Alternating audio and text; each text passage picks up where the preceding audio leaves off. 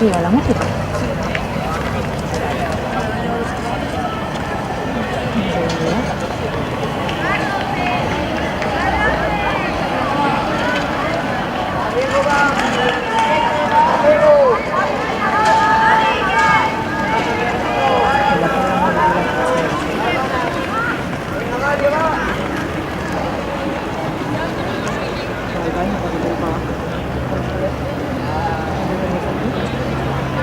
Diego, deja de pasar y con él. Ahí ahora.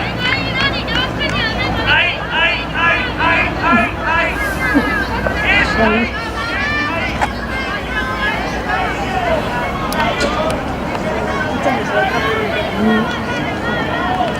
Genial, genial, genial.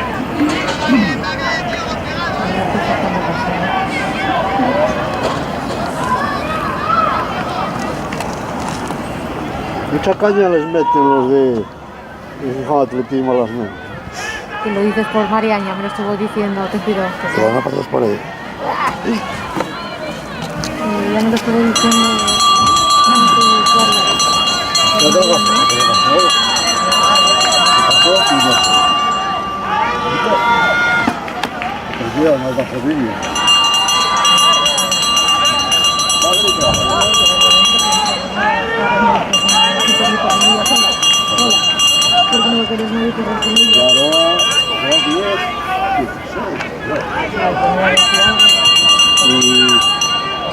Tirador no, tirador hizo 11, pero se metió delante de Paula. Paula quiere salir por ahí. Yo le dije a Paula ahí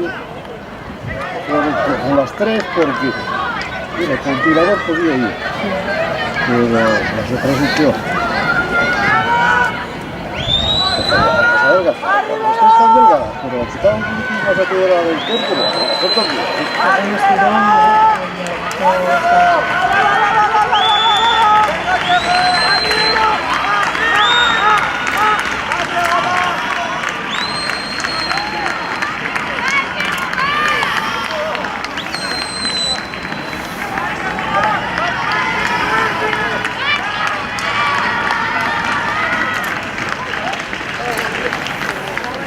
Y la Paula González sigue entrenando.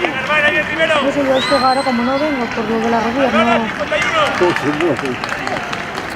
Sí, supongo que seguirá entrenando. Yo no sé por qué no está aquí, porque está pendiente para ella.